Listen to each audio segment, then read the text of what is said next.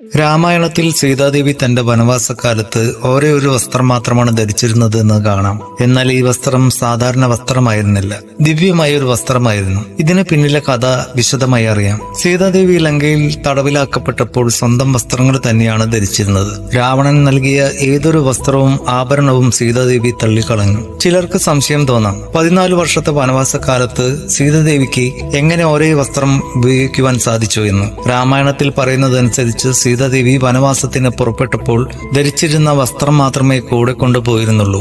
ഈ സമയത്ത് ശ്രീരാമനും ലക്ഷ്മണനും സീതാദേവിയും അദിതി മഹർഷിയുടെ ആശ്രമത്തിലെത്തി. അവിടെ അദിതി മഹർഷിയുടെ പത്നിയായ അനസൂയ ദേവി സീതാദേവിക്ക് പതിവ്രത ധർമ്മത്തെക്കുറിച്ച് ഉപദേശങ്ങൾ നൽകി. അനസൂയ ദേവിക്ക് വർഷങ്ങളുടെ തപസ്സിലൂടെ ലഭിച്ച ദിവ്യമായ വസ്ത്രങ്ങളും ആഭരണങ്ങളും ഉണ്ടായിരുന്നു.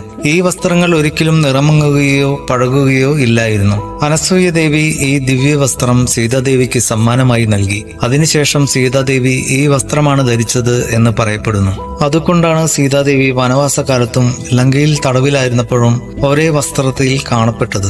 ഈ വസ്ത്രം ഒരിക്കലും കീറുകയോ നിറമങ്ങുകയോ വൃത്തികെടുകയോ